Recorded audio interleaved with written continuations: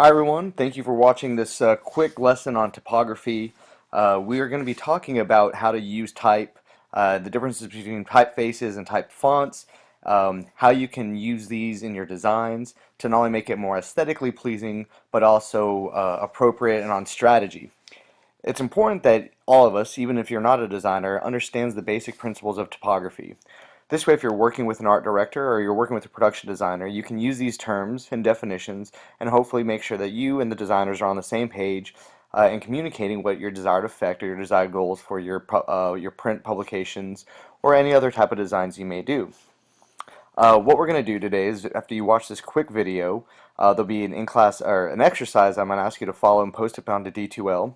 On Wednesday, we will go back and then look at how typefaces can be used in ads appropriately to make them both aesthetically pleasing and functional. And by the end of this module, you'll be able to know the difference between typeface, type font, and type families. You can talk and discuss how these typefaces can convey meanings, and then I'll identify appropriate use of typography in designs and advertisements. Typography is definitely a skill and an art form. With this, you can create something that is pleasing to your audience, that conveys meaning, but is also very functional in relating a message. These are all important skills and traits to have in advertising. Typography, by its definition, is the design and the arrangement of letter forms. Notice how we didn't say letters, but letter forms, and I'll give a little bit more of a detail on what that means in a second.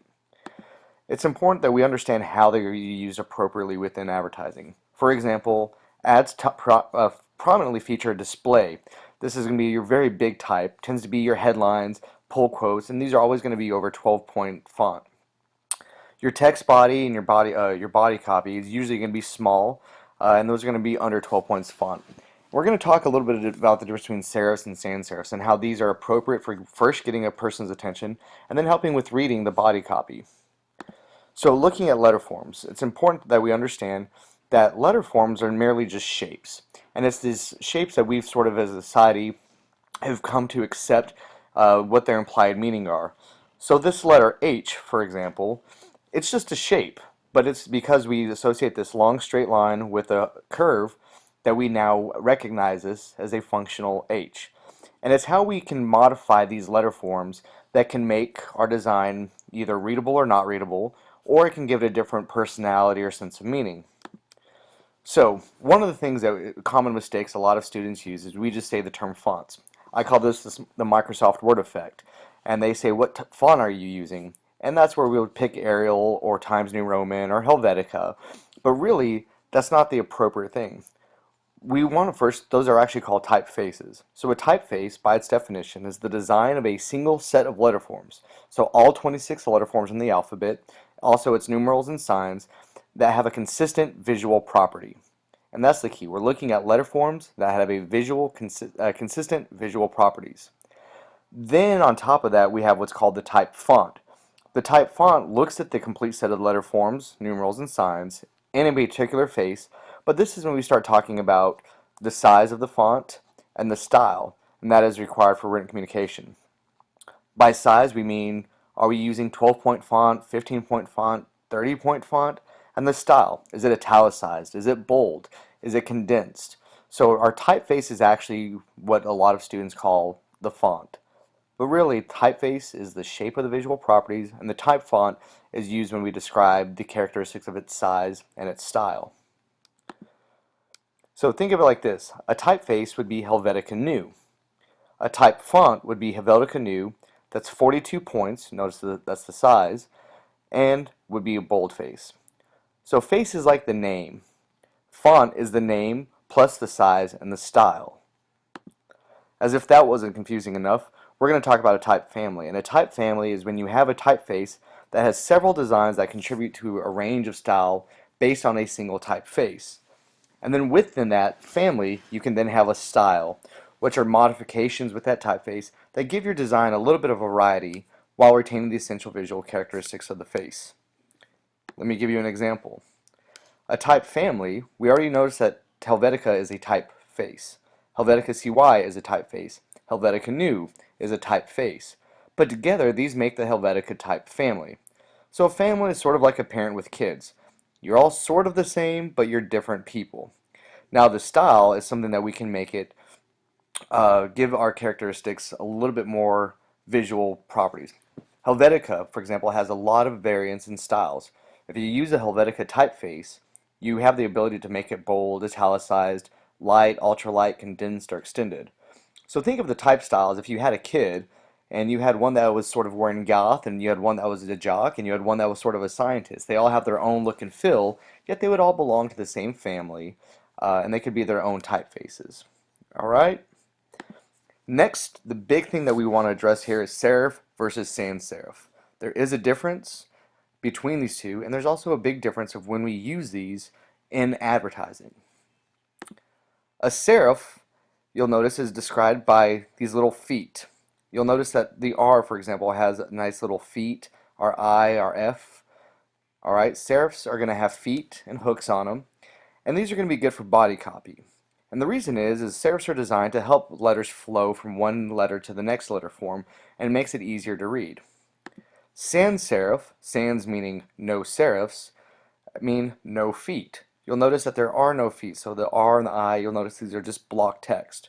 These are going to be good for headlines, but you notice when you look at them right next to one another that the serif promotes a lot of flow from one letter to the next form, whereas the sans serif is very blocky and it takes up its own individual space and it gives it individual attention, but it would be really, really hard to read a long paragraph copy with this. Take a look at most textbooks you see. Most of them should be written in a serif font or typeface, and the headlines or the chapter headlines are probably going to have a sans serif. Now, we're going to just touch on the anatomy of a letter form. But really, all I want you to know are these two terms. Point is the height of our type, and the pica is the width of the type. This will be important if you're working in Illustrator or InDesign, or you're working with an art director, and you say, hey, I want to adjust the width. The appropriate thing is, all right, what are the picas? And you can say, I want to move it over 6 picas, or these need to be 12 picas apart. Now you're actually using a number, so if you're working with an art director or you're a production designer, he knows that you know what you're talking about. And then point is our size. 12-point font, 14-point font, 16-point font. Obviously, the bigger the size, the bigger the font.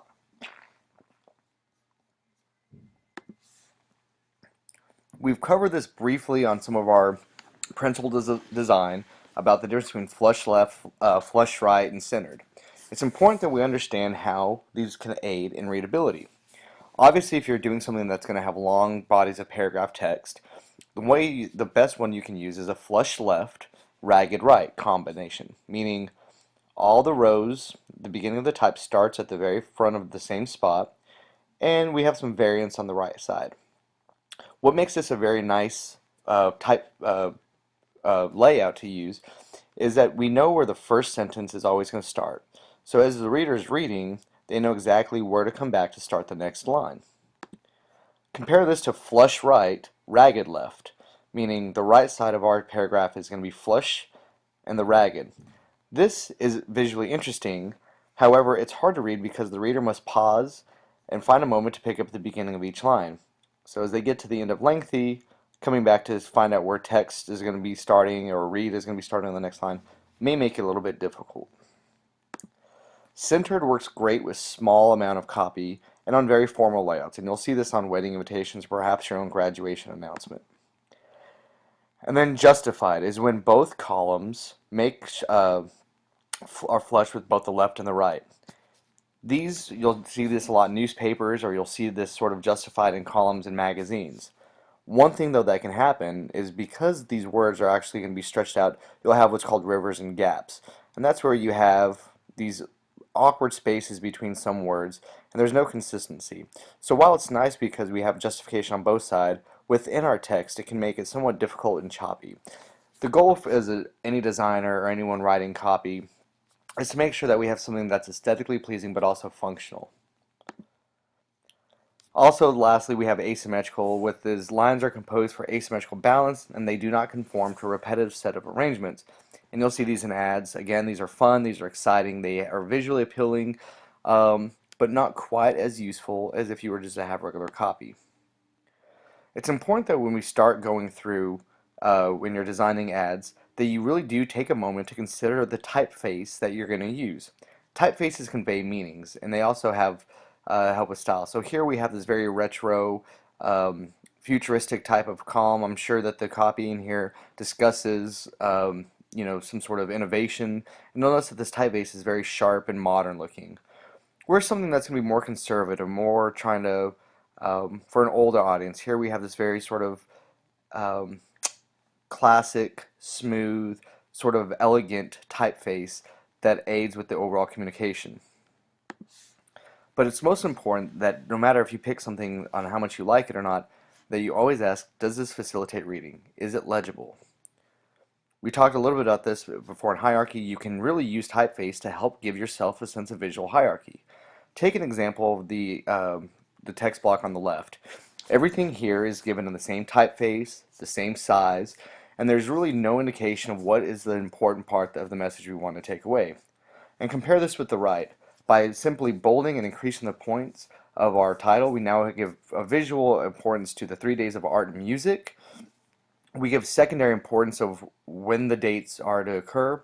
And then obviously by this point, if someone is interested in this event and these dates are available, then they will look and take the time to look for this contact information. So obviously we want to make sure we give a sense of importance of where their audience is looking and what is important to us. The question students always ask, if there's so many fonts, how do I pick? Well, first thing you can always look at is the visual interest. Take a few typefaces that you think are interesting to you visually, and always look at the strategy and look at the brand. What type of typefaces are typically associated with that brand? Who is our audience? Obviously, if you're writing something for an older conservative audience, you're going to pick something more traditional.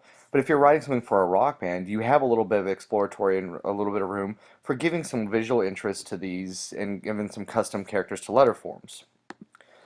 Which brings us to our next point, is we want to look for the context of what we're doing. Just by the 30 Days of Night, just by this image, by looking at just the typeface alone, we can probably convey that this 30 Days of Night is some sort of horror film. Not only by the red and black combination, but this sort of scratched in, kind of zombie-like typeface. Compared to the one on the right, this is for a French film festival, and by using the flowing text and the very elegant design, although it's hard to read, we immediately know that this is sort of an elegant event. It's going to be a little classy. I mean, it's a French film festival. Typefaces can help define the brand. So if we were looking at type and concept, imagine if our army, our United States Army, one of the world's finest fighting powers, if their typeface had this sort of cartoonish handwritten typeface, probably wouldn't be taken too serious. Or if you use this very nice army, while it's a very pretty typeface, it is not appropriate. However, the army, this very stenciled, rough, bold, endearing typeface, is very appropriate for communicating our objective. Next, we have clarity. You want to pick something that's quick and easy to read. So it needs to be visual interesting, needs to have a good go back to the context of their strategy, and then it needs to be clear to read. If you notice, most signs have this quick sans serif Helvetica typeface. Makes it for quick, easy to read as you're zooming down the highway at 50 miles an hour. And then you also want to look for relationships between the typeface and the visuals you're going to use. So this is where art directors really can earn their money, by understanding what the visuals are going to be, but not just throwing up typefaces on a board, but really incorporating that as part of the design. So here, this is for a fish poster, a music band. Rather than just pick some sort of, Times New Roman that says fish, we have this effect of it coming out of the sewer, giving it a very nice visual appealing work. Here we have Scott Pilgrim versus the World. It's a movie about a rock band, and even the way that they're flowing the movement to create this S gives everything a sense of unity between the visuals and the type. So what I'd like you to do is take a moment. This will actually conclude our in-class, or our virtual lecture for today. What I'd like you to do is take some time and actually think about, for these three following celebrities, using a typeface and type font that communicates their personal brand. Choose 3 of these celebrities or public figures, and I want you to pick a typeface that would represent who they are. See if you can describe or give an essence of this person using a typeface. What I'll do on this next video, is show you how you can download the font to choose custom typefaces, or you can just use Microsoft Word, InDesign, or Illustrator, which already have a large amount of typefaces included on them. After you've selected your three, what I'd like you to do is turn into D2L, and there'll be a discussion post. Post your work up there and a brief discussion of why you chose what you chose, what the purpose behind it was, and that will conclude what you're going to be asked to do for part one of Module 6. I'll see you in class on Wednesday. Have a great Monday. Please have this completed before we meet face to face on Wednesday. Thank you.